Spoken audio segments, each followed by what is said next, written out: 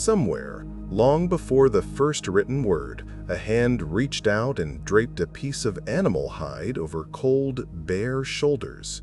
It was not fashion, it was not style, it was simply warmth, and perhaps the very first whisper of something we now call clothing. Tonight, as you settle into your rest, let us wander gently through the quiet history of how humanity learned to cover itself. From fur to linen, from wool to silk, from cotton fields to the hum of modern factories, the story of clothes is, in many ways, the story of us. So let your eyes grow heavy, your breathing slow, and allow these calm reflections to carry you softly through time.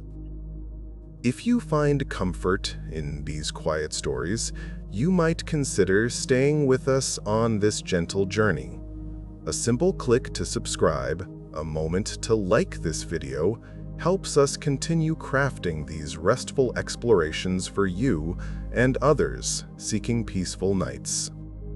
And now, let us return to that ancient hillside where our ancestors first discovered the simple magic of staying warm. The world was vast and wild then, filled with creatures far larger than ourselves, and the cold nights demanded ingenuity. But in that necessity, something beautiful was born, the first garment humble and rough, yet profoundly human. Those first coverings were not chosen for beauty. They were chosen for survival. The skins of animals hunted for food served a second purpose, becoming shields against the biting wind and freezing rain. In caves across Europe and Asia, ancient people scraped and softened hides, learning through patient trial which pelts kept the body warmest. The fur of rabbits, the thick hide of bison, the supple skin of deer, each offered something different. And as they wrapped themselves against the cold, they took the first steps on a journey that would span thousands upon thousands of years. The needle may be one of humanity's quietest revolutions. Fashioned from bone or ivory, sometimes no larger than a matchstick, these tiny tools transformed clothing from simple draping into true construction. With a bone needle threaded with sinew, our ancestors could stitch pieces together, creating garments that fit the body more closely and trapped precious warmth more efficiently. Archaeologists have found needles over 40,000 years old, patient witnesses to the ingenuity of people who lived in a world of ice and snow. Each stitch was a small victory against the elements. As the great ice ages slowly retreated and the world grew warmer, the relationship between humans and their clothing began to shift. Thick furs were no longer essential everywhere, and people began to experiment with other materials. Plant fibers, thin and flexible, caught their attention. In places where the climate allowed, they discovered that certain plants could be twisted and woven into something surprisingly strong. The transition was gradual, unfolding over countless generations, but it marked a fundamental change. Clothing was no longer only about survival. It was becoming something more, a reflection of place, of culture, of identity. The story of fiber begins with the simplest of actions, twisting. When you twist two strands of plant fiber together, they grip each other, becoming stronger than either alone. This discovery, made independently across many parts of the world, unlocked the secret of thread. And from thread came everything else: rope for building, nets for fishing, and eventually fabric for wearing.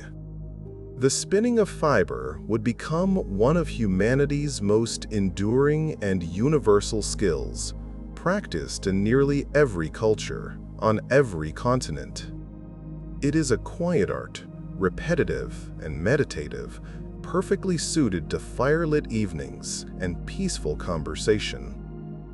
Among the earliest of cultivated fibers was flax, a slender plant with blue flowers that bloomed in ancient fields. From its stems came linen, a fabric so fine and cool that it would be treasured by civilizations for millennia. Growing flax required patience. The plants had to be harvested at just the right moment, then soaked in water for days or weeks until the woody outer layers rotted away, leaving only the precious inner fibers. This process, called retting, filled the air with an earthy, pungent smell, but the result was worth the wait, thread as fine as spider silk, ready for weaving. The lands along the Nile River became one of the great homes of linen. In ancient Egypt, where the sun burned bright and the days stretched long and hot, light fabrics were essential. Linen was perfect for this climate, cool against the skin and capable of wicking away moisture. Egyptian weavers became masters of their craft, producing a linen so sheer that it was nearly transparent, a symbol of wealth and refinement. Wrapped around the living and the dead alike, linen clothed pharaohs in life and accompanied them into the afterlife, carefully preserved in tombs for thousands of years. To hold a piece of ancient Egyptian linen, even in a museum today, is to touch something both delicate and enduring. Some fragments have survived over 4,000 years, their fibers still recognizable, their weave still intact. The Egyptians believed that purity mattered, and white linen represented that purity. Priests wore it during sacred rituals. The wealthy wrapped themselves in layers of it, sometimes pleated into elegant folds. Even common people wore linen, though theirs was coarser, less refined. In a land where wool was considered ritually impure, linen reigned supreme, woven into the very fabric of daily life. As we continue our quiet journey through the history of clothing, let us pause for a moment to consider the weavers. In every culture, in every era, there were people who sat patiently at looms, passing threads over and under, creating fabric inch by careful inch. Weaving is an ancient meditation, a rhythm of hands and shuttle, a slow creation of something useful and beautiful from almost nothing. The earliest looms were simple, perhaps just sticks and stones, but they were enough. From them flowed the garments of kings and commoners alike, each one a testament to human patience and skill. While linen flourished in the warm lands of the Mediterranean and beyond, another fiber was rising to prominence in cooler regions.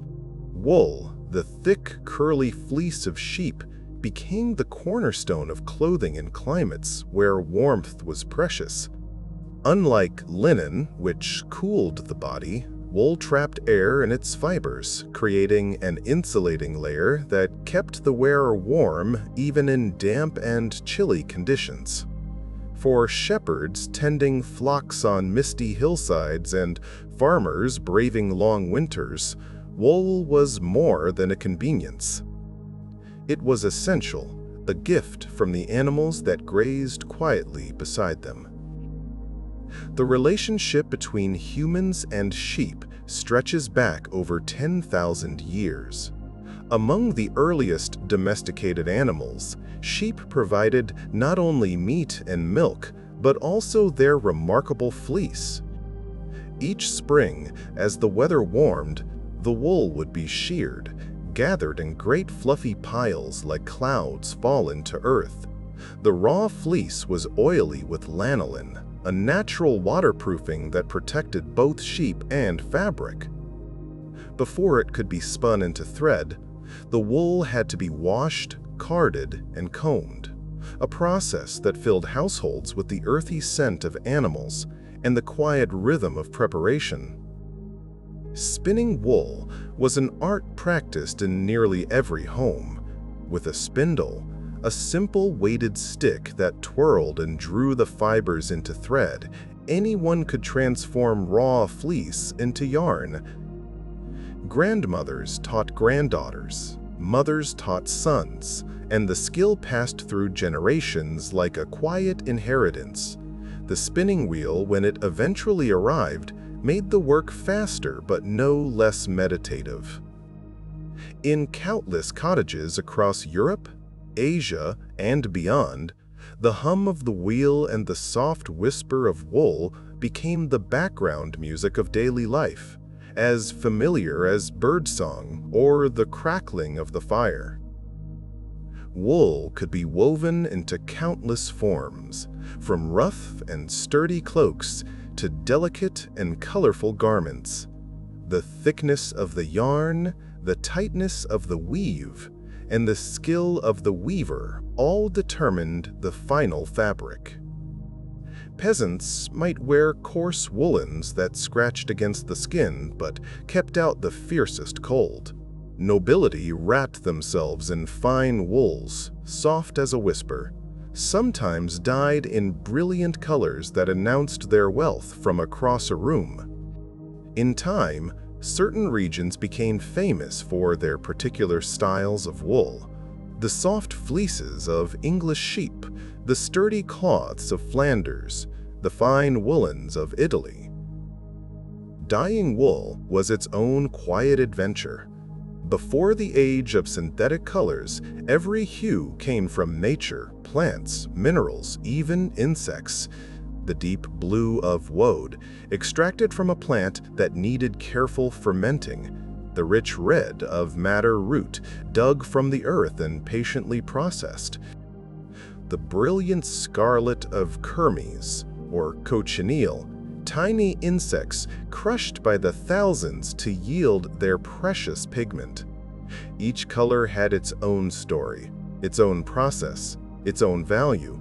Some were common and affordable. Others were so rare and expensive that wearing them was a statement of power and prestige. Among all the colors of the ancient world, purple held a special place. The most prized purple came from the murex snail, a small shellfish found along Mediterranean shores. Extracting the dye was laborious and smelly, requiring vast quantities of snails to produce even a small amount of color. But the result was extraordinary, a purple so deep and vibrant that it seemed to glow. This was the purple of emperors and kings, a color literally worth more than its weight in gold. To wear it was to announce oneself as someone of supreme importance, clothed in the rarest of treasures. Gently moving on through the centuries, we find wool becoming the backbone of entire economies. In medieval England, the wool trade grew so powerful that the Lord Chancellor sat upon a wool sack in Parliament, a symbol of the nation's wealth. Sheep grazed on vast estates, their fleece exported across Europe to clothe millions. Fortunes were made and lost on the quality of the year's clip, and the merchants who dealt in wool became some of the wealthiest people of their age.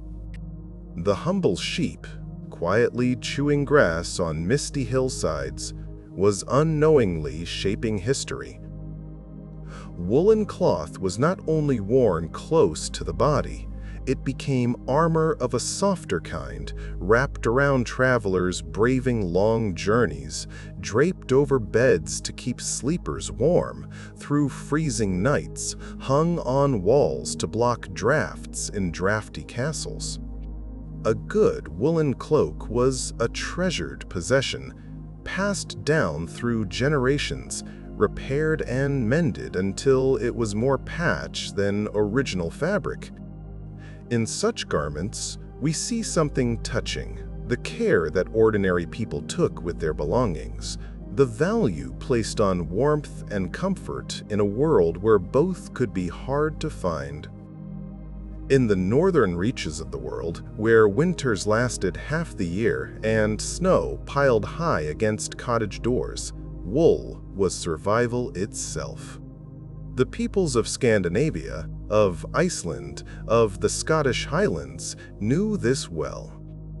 They developed distinctive styles of woolen clothing suited to their harsh environments, thick sweaters knitted in intricate patterns, cloaks woven so tightly they shed rain like the feathers of a duck. The patterns themselves carried meaning, sometimes identifying the wearer's village or family, woven stories told in yarn. Each stitch was a small act of love against the cold. The journey of wool, from sheep to garment, was a journey that touched many hands. Shepherds who tended the flocks, shearers who removed the fleece each spring, washers, carders, spinners, weavers, dyers, tailors, each adding their skill and labor. A single cloak might represent the work of dozens of people, scattered across villages and towns, connected by trade and tradition. Wearing such a garment was, in a way, wearing a community's collective effort, a reminder that even the simplest things we put on our bodies are the result of countless hours of quiet, patient work. As the story unfolds, we find ourselves turning eastward toward lands where another fiber was quietly transforming the art of dress. Silk, spun by the humble silkworm, emerged from China as one of the most precious substances the ancient world had ever known. Light as air, yet surprisingly strong, shimmering in colors that seemed almost supernatural, silk captured imaginations and sparked desire across continents. For thousands of years, the Chinese guarded the secret of its production fiercely. To reveal how silk was made was punishable by death, and the mystery only added to its allure. The silkworm is a remarkable creature, the caterpillar of a small white moth that feeds exclusively on mulberry leaves. After weeks of eating, it spins a cocoon around itself, a single continuous thread sometimes stretching over a mile in length. To harvest the silk, the cocoons must be carefully unwound before the moth emerges and breaks the thread.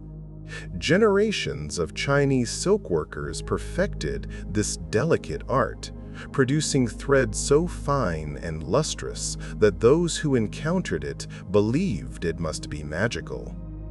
In a way, perhaps it was nature's own miracle, transformed by human patience into something breathtaking.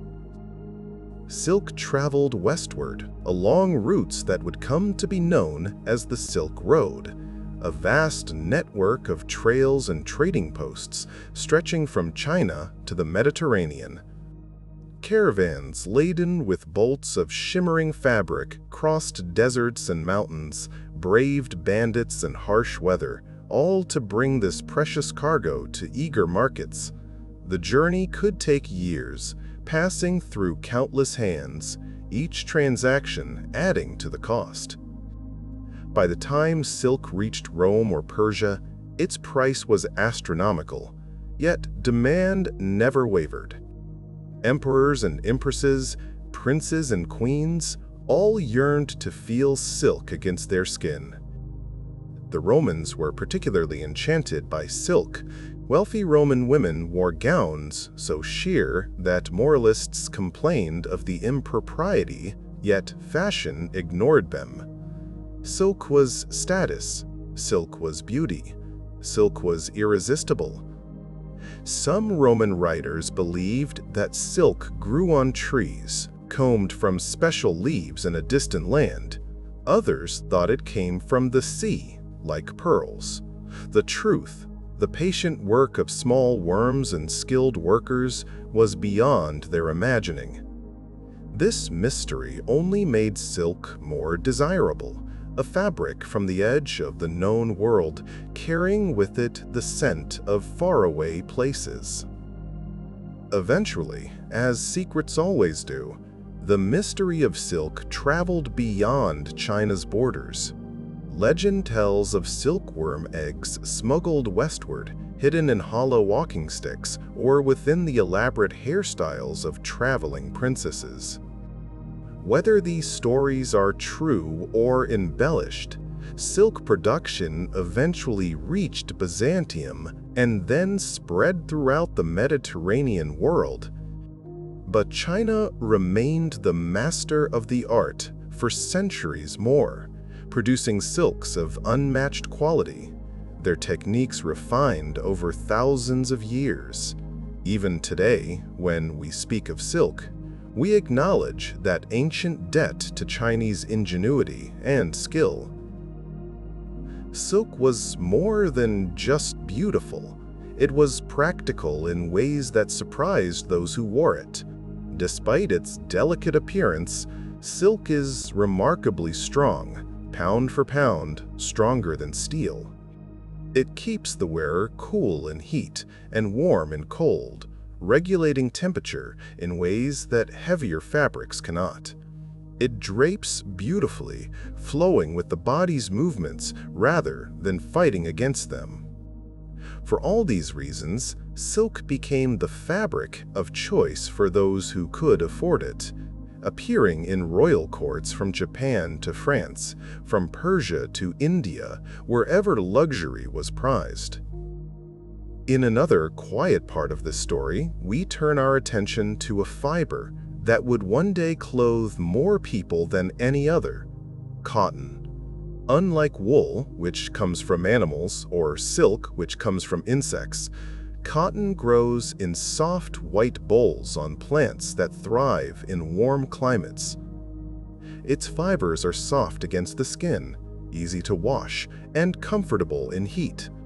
Cotton was cultivated independently in several parts of the world: in the Indus Valley, in the Americas, in Africa. Each region developed its own traditions of spinning and weaving, creating fabrics suited to local needs and tastes.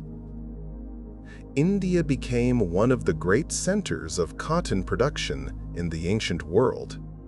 Indian weavers created cotton fabrics of extraordinary fineness, some so light and sheer, they were called woven wind. These muslins and calicos captivated traders who carried them westward, where they commanded high prices and sparked envy among European textile makers. The patterns and dyeing techniques of Indian cotton were equally admired: vibrant prints and intricate designs that would influence fashion across continents and centuries. To wear Indian cotton was to wear the work of master artisans, the product of skills passed down through countless generations. Cotton also flourished in the Americas long before European contact. The peoples of Peru created cotton textiles of remarkable complexity, weaving intricate patterns that told stories and marked identity. In what is now the southwestern United States, native peoples cultivated cotton in desert conditions, developing varieties suited to hot, dry climates. When European explorers arrived, they found cotton clothing that rivaled anything they knew from home. This meeting of textile traditions would eventually reshape the world, though the story of that transformation carries shadows as well as light, a complexity we will touch upon gently as we continue. The true explosion of cotton came later, tied to developments we will explore in due time. But even in its earlier history, cotton held a special place in the textile world. It was easier to work than flax, more comfortable in heat than wool, and far more affordable than silk. Cotton could be dyed in brilliant colors that held fast through washing. It could be woven thick for durability or thin for delicacy. This versatility made cotton beloved by ordinary people in warm climates around the world, a humble fiber with extraordinary potential waiting to be fully realized. Let us now wander through the world of ancient Greece, where clothing was both simple and elegant. The Greeks favored draped garments, fabric wrapped and pinned rather than cut and sewn. The chiton, a basic tunic, was formed from rectangular pieces of linen or wool, fastened at the shoulders and belted at the waist. This simplicity allowed for grace and freedom of movement, ideals the Greeks valued highly. Both men and women wore variations of these flowing garments, the differences lying in length, fabric weight, and the manner of draping rather than in fundamentally different constructions. The toga, that iconic garment of ancient Rome, was far more complex than it might first appear. A semicircular piece of wool, sometimes 18 feet or more across, the toga required careful draping to achieve its proper form. Wearing one demanded practice, and most Romans needed assistance to arrange the folds correctly. The toga was formal attire, worn to the forum, to religious ceremonies, to official occasions. Common people often preferred simpler tunics for daily life, reserving the toga for moments when tradition and status required its impressive presence. The toga was a statement, a uniform of citizenship and dignity. Color played an important role in Roman clothing. While ordinary citizens wore natural white or off-white wool, the wealthy adorned themselves in dyed fabrics that announced their prosperity. Senators wore togas with purple borders, a privilege reserved for their rank. Generals celebrating victories wore togas dyed entirely in purple, a temporary elevation to near-divine status. Even the shade of white mattered. Those seeking political office wore specially whitened togas, the origin of our word candidate, from the Latin for white. In Rome, what you wore communicated who you were and who you hoped to become. As the Roman Empire slowly faded and new powers rose, clothing in Europe began to change. The loose draping of antiquity gave way to more fitted garments, cut and sewn to follow the body's shape. This shift happened gradually, influenced by the colder climates of Northern Europe and the different cultural preferences of peoples like the Franks and Goths.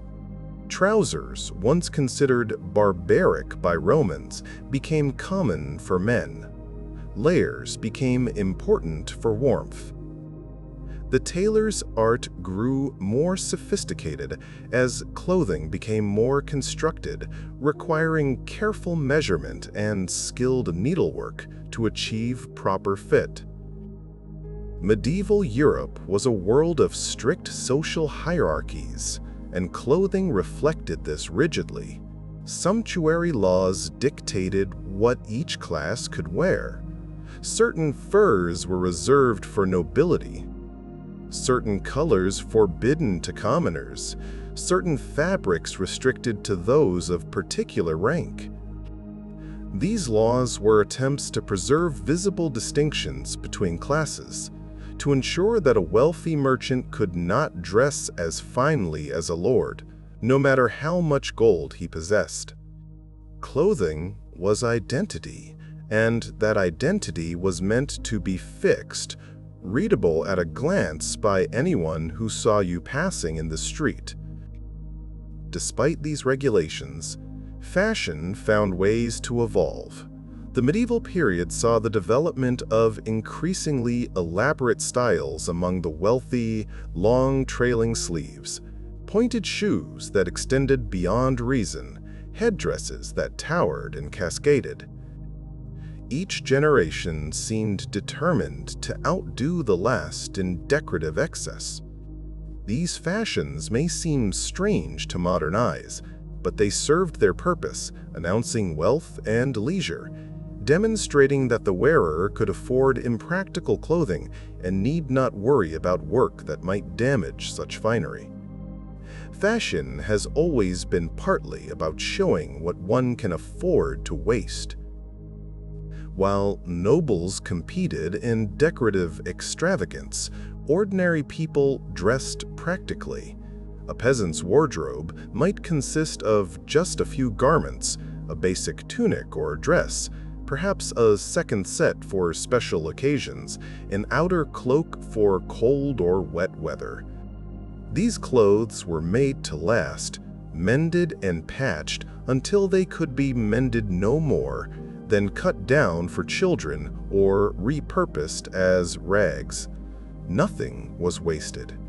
The fabric itself represented so much labor that even worn-out clothing had value. This economy of necessity shaped most people's relationship with what they wore throughout much of history. The guild system of medieval Europe brought organization to textile crafts.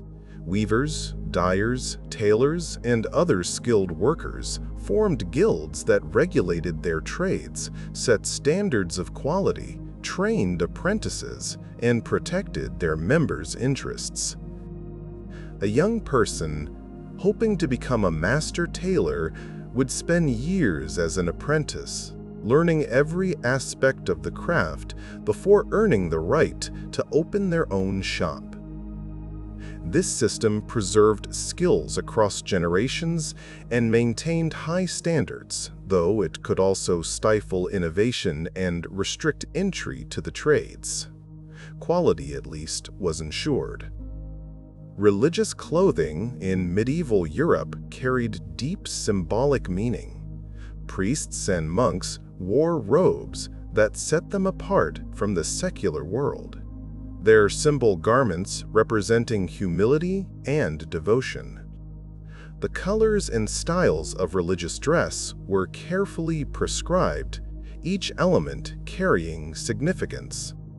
A bishop's vestments differed from a priest's, a Franciscan's brown robes from a Dominican's white and black. Even nuns' habits varied by order, each design reflecting the particular spirituality of that community. In a world where faith permeated every aspect of life, clothing was one more way to express one's relationship with the divine. As we continue our gentle wandering through time, we arrive at the Renaissance, a period of rebirth and transformation in European culture. Clothing reflected this new spirit, becoming more elaborate, more colorful, more consciously beautiful. Italian city-states like Florence and Venice became centers of fashion, their wealthy merchants and noble families competing to display the latest styles. Fabrics grew richer, silks and velvets replacing rougher weaves.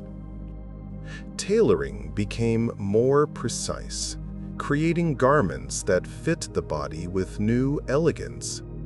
The Renaissance celebrated the human form, and clothing became a frame for that celebration.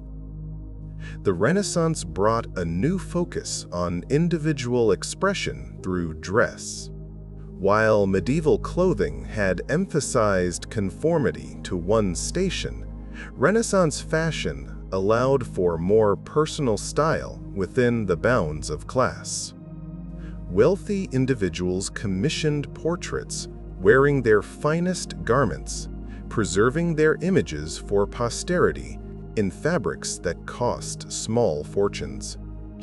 We can still see these clothes today in paintings, the intricate lacework, the jeweled embroidery, the careful arrangement of pleats and folds.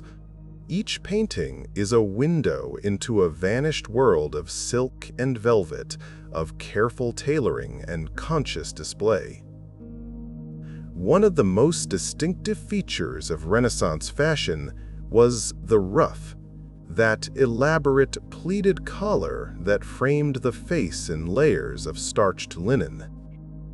Beginning modestly, ruffs grew larger and more elaborate over the decades, until they reached almost absurd proportions, standing out from the neck in wide wheels of carefully arranged folds. Maintaining a ruff required constant attention, special starches, careful pressing, storage on special frames. The effort was considerable, but the effect was striking. A frame of white that drew attention to the face and announced the wearer's refinement and attention to fashion. Slashing became a popular technique during this era, creating deliberate cuts in the outer layer of a garment to reveal contrasting fabric beneath. This fashion may have originated with soldiers whose battle-damaged clothing accidentally revealed bright linings. Whatever its origin, slashing became highly stylized, with precise patterns of cuts showing off the wearer's ability to afford multiple layers of fine fabric. A single doublet might display an outer layer of black velvet slashed to reveal red silk beneath, creating a striking visual effect that announced both wealth and fashionable awareness. Exploration and trade during the Renaissance brought new fabrics and fashion influences from around the world. Portuguese and Spanish ships returned from Asia and the Americas, bearing unfamiliar textiles and new dye-stuffs. Cotton from India, silks from China, feathers from the New World all found their way into European wardrobes.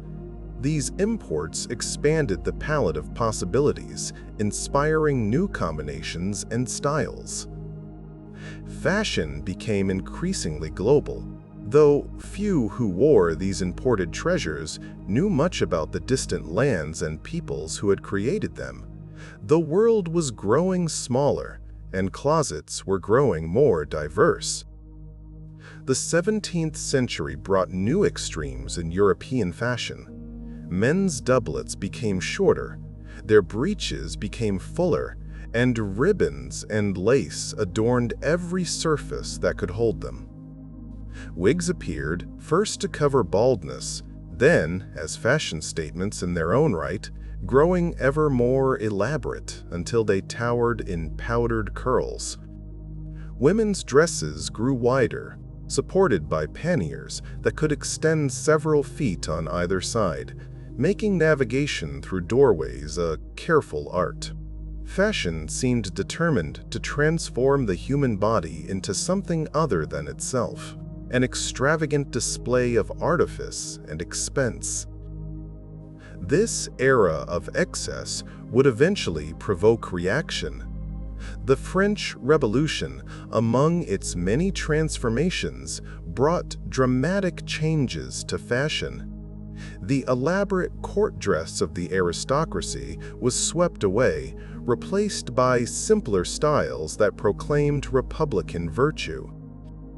Long trousers replaced knee breeches for men, a deliberate rejection of noble tradition. Women's dresses became lighter, Inspired by classical Greek and Roman models, their high waistlines and flowing fabrics, a stark contrast to the rigid structures of the previous generation. Fashion, as always, reflected the values of its time, and revolution demanded new clothes. In another quiet corner of our story, we must acknowledge the darker threads woven through the history of clothing. The cotton that filled warehouses and adorned bodies came increasingly from plantations in the Americas, where enslaved people labored under brutal conditions. This uncomfortable truth shadows the rise of cotton as the world's dominant fabric. The soft, white fiber that feels so gentle against the skin was harvested by hands that knew no gentleness. When we speak of cotton's history, we must remember those whose unpaid labor made the cotton economy possible, even as we move gently forward. The cotton trade connected continents in complex patterns. Raw cotton from American plantations was shipped to British mills, where it was spun and woven into fabric. That fabric was then sold around the world, including back to the Americas and to Africa, where it was sometimes traded for the enslaved people who would harvest more cotton. This triangular trade shaped economies and societies on 3 continents, leaving legacies that persist to this day. The shirt on one's back carried history within its threads, connections to distant places and to human struggles, both noble and shameful. The Industrial Revolution transformed not only how clothing was made, but how people thought about fabric itself. Where once every thread had been spun by hand, machines now did the work of hundreds. The spinning jenny, the water frame, the power loom, each invention multiplied productivity beyond what previous generations could have imagined. Fabric that once took months to produce could now be made in days. The cottage industry that had sustained rural families for centuries gave way to the factory, concentrating workers in cities and changing the rhythm of their lives forever. Britain became the center of this textile revolution, its mills turning raw cotton into finished fabric at unprecedented speed. Manchester earned the nickname Cottonopolis, its skyline bristling with factory chimneys, its streets filled with workers who had left farms for wages. The noise of the mills was deafening, the hours long, the conditions often harsh. Yet people came, drawn by the promise of steady pay, and the mills churned on, producing more fabric than the world had ever seen. The age of handcraft was ending, replaced by something faster, louder, and infinitely more productive. The sewing machine, invented in the middle of the 19th century, brought revolution to the making of garments themselves. What had once required hours of patient hand-stitching could now be accomplished in minutes. At first, sewing machines were industrial tools, too expensive for home use, but gradually smaller and cheaper models appeared. By the century's end, sewing machines sat in parlors and workrooms around the world, allowing ordinary people to create clothing faster than ever before. The machine that stitched became as familiar as the needle it replaced, transforming domestic work and factory alike. The Victorian era brought new anxieties about dress and propriety. Rules governing appropriate attire multiplied. Morning dress, afternoon dress, evening dress. Dress for morning, dress for the country, dress for the city. Every occasion seemed to demand its own costume, And keeping up with these expectations required extensive wardrobes and constant attention. Women's fashion became particularly restrictive, with tight corsets reshaping bodies and heavy skirts limiting movement. Fashion was a prison as much as a pleasure, its requirements demanding and its violations socially costly. To dress wrong was to be wrong. Yet, the Victorian period also saw the beginnings of dress reform. Critics questioned why women should suffer in corsets that compressed their organs and restricted their breathing. Advocates proposed more rational alternatives, looser fits, lighter fabrics, designs that allowed actual movement. These reformers were often mocked, their sensible clothing seen as unfeminine or radical. Change came slowly, meeting resistance at every turn, but seeds were planted that would eventually bloom into greater freedom of dress. The body, reformers argued, deserved clothing that served rather than punished it. The department store emerged during this era as a new temple of fashion. Grand emporiums like Bon Marché in Paris or Selfridges in London offered floors of ready-made clothing and accessories, displayed in lavish settings designed to inspire desire. Shopping became entertainment, a social occasion rather than a mere necessity. Fixed prices replaced bargaining, and customers could browse without commitment, touching and examining garments before deciding to buy. These stores democratized fashion in some ways, making stylish clothing available to the expanding middle class, though they also created new pressures to consume. Ready-made clothing grew from a curiosity to a standard during the 19th century. Previously, most clothing was made to measure, either at home or by a tailor. Now, standardized sizes allowed factories to produce garments in advance, ready for customers to take home immediately.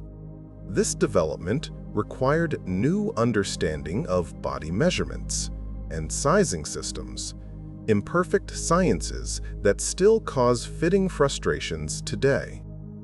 But the convenience was undeniable. Clothing available instantly, affordable even to those without the time or skill to make their own. Fashion became faster, more accessible, more disposable. Gently moving into the 20th century, we find fashion accelerating in new directions. The rigid silhouettes of the Victorian era softened, influenced by Art Nouveau's flowing lines and by changing ideas about women's roles and freedoms. Skirts shortened slightly, movements became less constrained, and the first whispers of what would become modern dress began to be heard. World War I would soon shatter old certainties and old fashions alike, bringing practical necessity that forever altered what was acceptable to wear. The century of change had begun, and clothing would never quite be the same. The Great War changed everything, including clothing. With millions of men at the front, women entered workplaces previously closed to them. Factory work and nursing required practical dress, and hemlines rose to allow movement. Trousers, once unthinkable for women, became acceptable in certain contexts. Corsets loosened or disappeared, replaced by more forgiving undergarments. When the war ended, there was no going back entirely. Women who had experienced the freedom of functional clothing were reluctant to return to restriction. Fashion had passed through fire and emerged transformed. The 1920s brought the flapper, a figure who embodied the new freedoms of the post-war world. Her dress was straight and loose, falling to the knee or just below, requiring no corset, allowing dancing and movement impossible in earlier generations. Her hair was often bobbed short, a liberation from the elaborate styles of her mother's generation. Whether celebrated or condemned, the flapper represented something genuinely new, a young woman dressing for her own pleasure and convenience, rejecting the constraints that had bound women's bodies for centuries. Fashion could be fun again, playful and rebellious.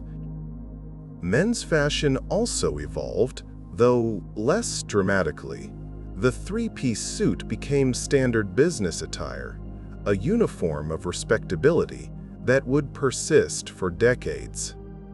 Casual clothing for weekends and leisure activities gained acceptance, separating the formal from the informal in new ways. Sports influenced fashion, with athletic styles creeping into everyday wear. The rigid distinctions of the Victorian era softened, though dress codes remained important markers of class and occasion. A man's clothing still communicated his place in society, but the vocabulary of that communication was shifting. The economic crash of 1929 and the depression that followed brought fashion back to earth. Excess seemed inappropriate when so many struggled, and styles became more restrained. Practical considerations took precedence. Clothes needed to last, needed to be repairable, needed to serve multiple purposes. Home sewing increased as families economized. Fashion magazines offered advice on updating old garments to appear current. The frivolity of the 20s gave way to a more sober mood, reflected in clothing that was elegant but careful, beautiful but mindful of difficult times. Another Great War brought further changes. Fabric was rationed in many countries, limited by the demands of military production. Utility clothing was introduced, designed to minimize waste while maintaining reasonable style. Hemlines rose again as fabric was conserved. Women entered factories once more, and practical work clothing became normal for millions. When the war finally ended, fashion responded with celebration. Christian Dior's new look of 1947 featured full skirts using yards of fabric, a deliberate rejection of wartime austerity. Beauty and excess were back, at least for those who could afford them. The post-war years brought prosperity to many, and clothing reflected this new abundance. Wardrobes expanded as mass production made fashion more affordable than ever. Teenagers emerged as a distinct consumer group, with their own styles and preferences, their own music and culture expressed through what they wore. Blue jeans, once work clothing, became symbols of youth and rebellion. Rock and roll and fashion intertwined, each influencing the other. The old certainties about what was proper to wear began to crumble under the enthusiasm of a generation determined to be different. The 1960s exploded with change. Miniskirts shocked older generations. Bright colors and bold patterns challenged the muted palettes of the past. Youth culture dominated fashion as never before, with designers looking to the streets for inspiration rather than dictating from above. The body itself became more visible, less hidden beneath layers of fabric and structure. Women abandoned girdles and restrictive undergarments. Men grew their hair and experimented with colors and styles that would have been unthinkable for their fathers. Fashion became a language of identity and politics, of belonging and rebellion. Among the quiet revolutions of this era was the rise of synthetic fibers. Nylon, polyester, acrylic, these laboratory-created materials promised convenience and affordability. They resisted wrinkles, dried quickly, and could be produced in any color imaginable. At first, synthetics seemed miraculous, the fabrics of the future. Only later would their drawbacks become apparent, the way polyester trapped heat and refused to breathe, the environmental costs of petroleum-based materials, the way they never quite felt as comfortable as natural fibers. But in the moment of their arrival, synthetics seemed like progress made wearable. Nylon was born in the 1930s, the first truly synthetic fiber created entirely from chemicals in a laboratory. When nylon stockings went on sale, they caused near riots, women desperate to replace the silk stockings made scarce by war. Nylon was strong, elastic, affordable, and it revolutionized not just hosiery, but countless other applications. Parachutes, ropes, tents, all benefited from this remarkable material.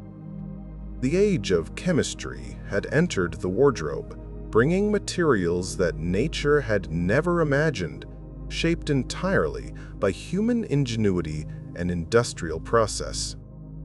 Polyester followed nylon into the marketplace, offering wrinkle resistance that natural fibers could not match. The promise was seductive. Pack a polyester suit and arrive with it still looking fresh, no ironing required. Busy lives welcomed this convenience, and polyester became ubiquitous by the 1970s. But familiarity bred contempt. Polyester became associated with cheapness, with uncomfortable synthetic textures, with leisure suits, and disco excess. The very word became an insult, a shorthand for tacky artificiality. Natural fibers regained prestige, even as synthetics continued to dominate in affordability and practicality. The late 20th century brought increasing awareness of fashion's environmental costs. The synthetic fibers derived from petroleum would persist in landfills for centuries. The cotton grown with pesticides poisoned workers and ecosystems. The dyes used to color fabrics contaminated rivers in countries where regulations were weak. Fast fashion, the rapid production of inexpensive, trendy clothing, meant garments worn a handful of times before being discarded. Slowly, voices began to question whether the way we dressed was sustainable, whether the true cost of cheap clothing was being paid by the planet and by workers far from sight. The movement toward sustainable fashion grew through the turn of the millennium. Organic cotton, produced without synthetic pesticides, gained market share. Recycled materials found new life as clothing. Vintage and second-hand shopping shed its stigma, becoming fashionable rather than merely economical. Some consumers began asking questions about where their clothes came from, who made them, and under what conditions. These concerns remained minority interests, but they grew steadily, pushing the industry to consider its impacts. The story of clothing was acquiring new chapters about responsibility and care. Athletic wear transformed everyday fashion as the 20th century closed and the 21st began. Fabrics developed for sports, designed to stretch, breathe, and wick moisture, found their way into ordinary wardrobes. The boundaries between workout clothing and regular clothing blurred until they nearly disappeared. Yoga pants became acceptable almost anywhere. Sneakers ceased to be merely athletic equipment and became fashion statements. Comfort, once sacrificed for style, became a style of its own. The body in motion, or at least dressed as if it might move, became an ideal. Technology continued to reshape textiles in ways both visible and invisible. Smart fabrics emerged, capable of monitoring health, adjusting temperature, or even changing color. Waterproof membranes made outdoor clothing more functional than ever. Three-dimensional printing began to produce garments without traditional sewing. Some designers dreamed of clothing that could grow itself, materials made by bacteria or fungi rather than machines. The future of fabric seemed limited only by imagination, though most people continued to dress in ways that would be recognizable to their grandparents, if perhaps more casual. The globalization of fashion brought styles and influences from every corner of the world into contact with each other. Japanese designers challenged Western assumptions about construction and draping. African textiles influenced high-fashion runways. Traditional garments from every culture became sources of inspiration, though questions of appropriation and respect complicated this exchange. The internet accelerated everything, spreading trends instantly across continents, making fashion more democratic but also more homogeneous. What was worn in Tokyo appeared in Paris within days, boundaries dissolving in a constant stream of images and influences.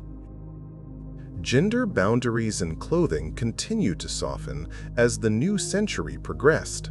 Men wore colors and styles once considered feminine. Women claimed traditionally masculine garments as their own. Some designers rejected gender categories entirely, creating clothing meant for any body, regardless of identity. These changes met resistance from some quarters, but continued nonetheless, part of broader conversations about identity and expression. Clothing, which had so long enforced gender distinctions, was slowly becoming a space where those distinctions could be questioned, blurred, or transcended according to individual preference. As we continue through this gentle history, let us pause to consider the workers who have always made clothing possible. From ancient weavers to modern garment factory employees, the labor of many hands has dressed the world. This work has often been undervalued, poorly paid, performed in difficult conditions.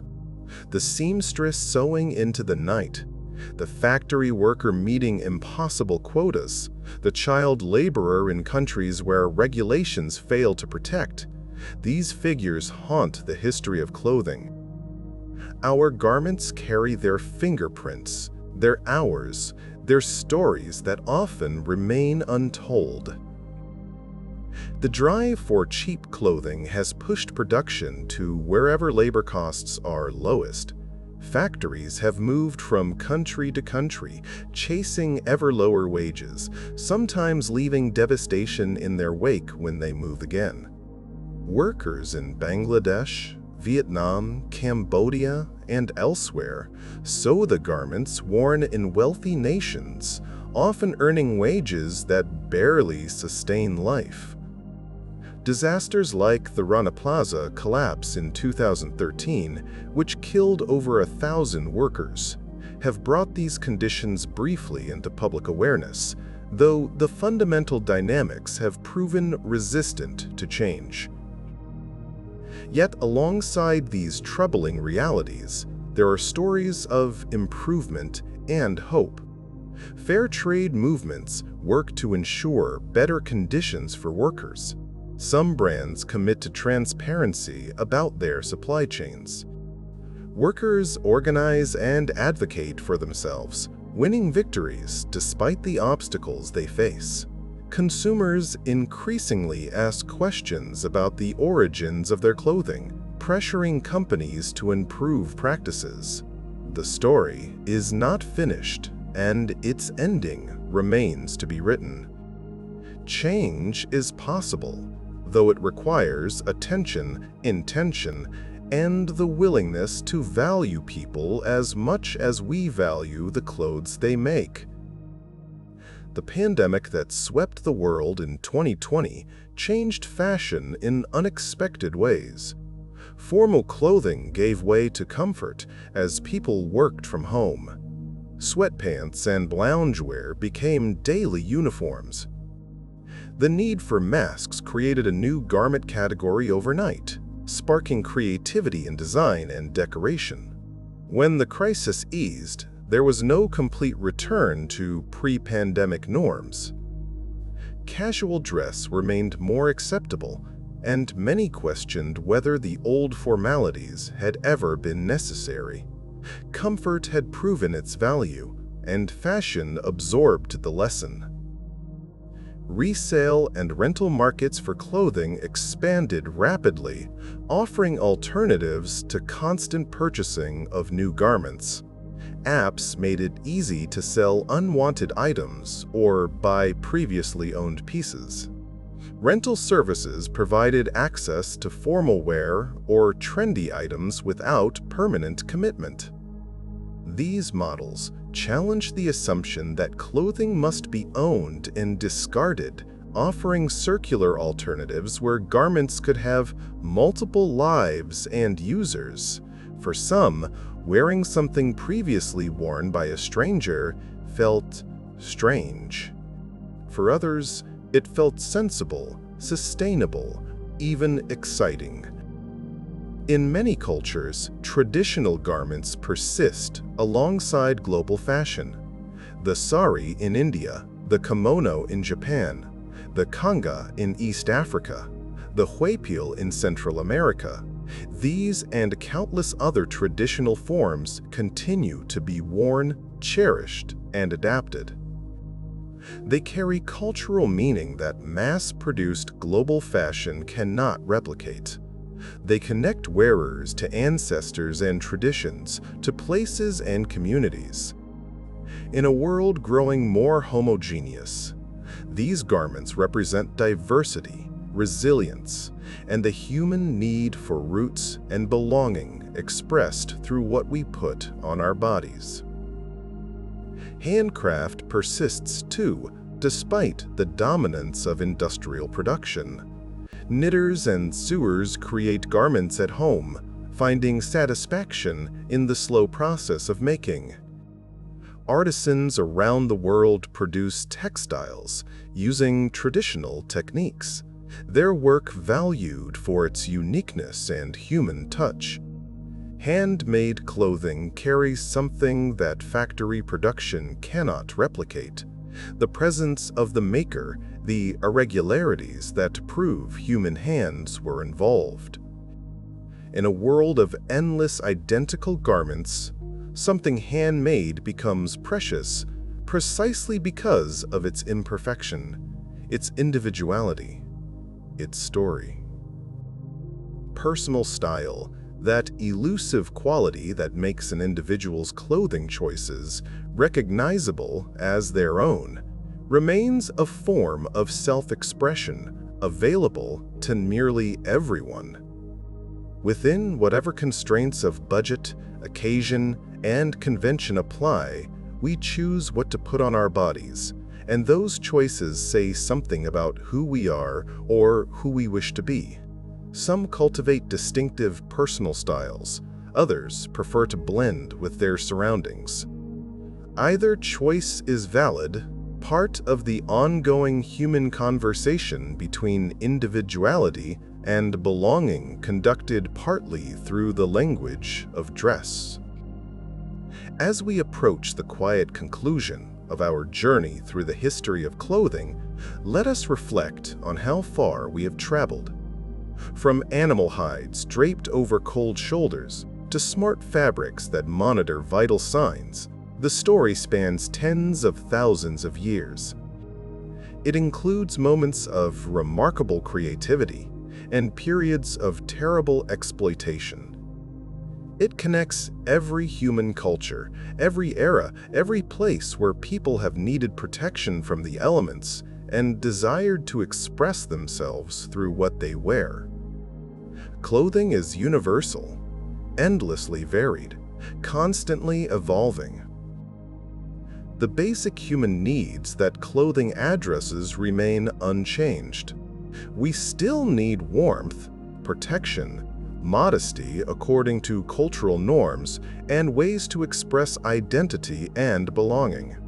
These needs will persist as long as humans do. How we meet them may continue to evolve. New materials, new methods of production, new ideas about what is appropriate or beautiful. But the fundamental relationship between body and garment, between self and covering, will remain. We will always be creatures who dress ourselves, and in that dressing, we will always say something about who we are. Perhaps what is most remarkable about the history of clothing is its evidence of human creativity. Every culture, faced with the same basic needs, developed its own solutions, its own aesthetics, its own traditions. The variety is astonishing. The elaborate court dress of imperial China, the minimalist elegance of Japanese design, the vibrant colors of West African textiles, the practical genius of Inuit cold-weather gear. Each represents generations of accumulated wisdom, refined through trial and experience, passed down and adapted.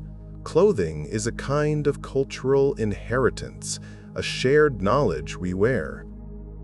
The clothes in your own closet carry stories too, even if they seem ordinary. The favorite shirt worn until it softened perfectly, the dress that marked a special occasion, the coat that kept you warm through difficult winters, the hand-me-down that connects you to someone you love. These garments accumulate meaning through wear, becoming more than just fabric and thread. They become part of our personal histories, holding memories in their fibers. To put on a beloved old garment is to wrap ourselves in our own past, in comfort both physical and emotional. Tonight, as you rest, perhaps wrapped in soft fabric, connected through that simple act to all the humans who have ever sought warmth and comfort, consider the remarkable journey we have taken together. From cave to cottage to city, from fur to linen to synthetic fiber, the story of clothing is woven through all of human history. It is a story of survival and art, of practicality and vanity, of labor and creativity. It is one of the oldest stories we have, and it continues with every garment made and worn. The first clothing was an act of problem-solving, a creative response to cold and vulnerability. That practical impulse never disappeared, but it was joined by other motivations: the desire for beauty, the need for identity, the pleasure of self-expression. These threads interweave throughout our story, inseparable and ongoing. Each morning, when we choose what to wear, we participate in this ancient tradition, solving practical problems while also making aesthetic and social statements. Getting dressed is one of our most routine acts, and one of our most culturally rich. As the world continues to change, clothing will change with it. Climate shifts may demand new materials and new approaches to dressing for extreme conditions. Technology will continue to offer new possibilities, some exciting, some troubling, some yet unimagined. Social changes will reshape what is considered appropriate or fashionable. But through all these transformations, the basic relationship will endure. Humans covering themselves, protecting themselves, expressing themselves through what they wear. The story we have traced tonight will continue, written by hands and machines not yet born. Wool will still come from sheep grazing on hillsides. Cotton will still grow in fields under warm sun. Silk will still be spun by patient worms. Alongside these ancient materials, new fibers will emerge from laboratories and perhaps from genetically modified organisms or bacteria coaxed into producing textiles. The old and the new will coexist, serving different needs and preferences. Some will choose natural fibers for their feel and their sustainability. Others will embrace the convenience and performance of synthetics. The wardrobe of the future will likely hold both. In the softening light of our journey's end, let us hold gratitude for all who have contributed to clothing's long story. The shepherds and farmers who tended animals and crops, the spinners and weavers who transformed raw fiber into fabric, the dyers who brought color to a beige world, the tailors and seamstresses who shaped flat cloth into garments that fit the complex curves of human bodies, the designers who imagined new possibilities, the workers in factories and workshops who produced the clothing we wear. Each contributed to the story we have told tonight. The quiet art of mending deserves its moment of recognition too. For most of history, and still in many places today, clothing was repaired rather than replaced. A skilled mender could extend a garment's life by years, patching worn spots, reinforcing seams, turning worn cuffs to hide damage. This humble practice represents a relationship with clothing that values what we have, that treats garments as worth caring for rather than disposable. There is wisdom in mending, a patience and attention that our throwaway age might well recover. Consider, too, the pleasure of the perfect garment, the one that fits just right, that flatters without trying, that feels like a second skin. Finding such a piece is a small joy, a moment of alignment between self and world. It may be expensive or inexpensive, new or old, fashionable or timeless. What matters is how it feels to wear, how it moves with the body, how it makes the wearer feel seen and comfortable. Such garments become favorites, reached for again and again, trusted companions through the days. And there is comfort in old favorites, the garments too worn to wear outside, but too beloved to discard. The sweater with holes at the elbows, perfect for reading by the fire. The faded shirt that holds memories of a particular summer. The ancient robe that greets every morning like an old friend. These are the clothes that have truly become ours, shaped by our bodies and our habits, soft with wear and love. They remind us that the best things in life are often the ones we have lived with longest. As the night deepens and rest calls to you, let these stories of fabric and fashion settle softly in your mind. They need not be remembered precisely. They are meant to accompany you gently toward sleep, offering quiet company and peaceful reflections. The history of clothing is vast, far more than can be told in any single telling. But we have wandered through some of its quieter corners, glimpsed some of its wonders, and perhaps gained new appreciation for the garments that touch our skin each day. Tomorrow, you will dress again, making choices both practical and expressive. You will select colors and textures, fit and function, drawing on preferences shaped by your own history and by the vast cultural inheritance we have explored tonight. In that simple morning act, you will join the endless human procession of those who have covered themselves against the world, adorned themselves for the day, prepared themselves to meet whatever comes. Getting dressed is never just getting dressed. It is participating in one of our oldest shared rituals. The fabric against your skin right now connects you to that long story.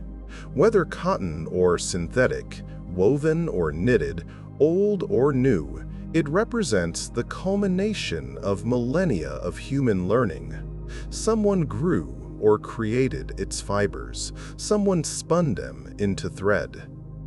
Someone wove or constructed the fabric. Someone cut and sewed the garment. Many someones, stretching back through time, contributed to the simple comfort you feel right now. In wearing anything, we wear the work of countless hands, known and unknown, past and present. Rest now in that connection, in the knowledge that you are part of something larger than yourself. The story of clothing is the story of humanity, of our needs and our creativity, our labor and our art. You are woven into that story simply by virtue of being human, of needing warmth and protection and identity, of dressing yourself each day. Let that belonging comfort you as sleep approaches, a gentle reminder that you are never truly alone. The human family extends backward through time and forward into future, connected by threads we cannot always see.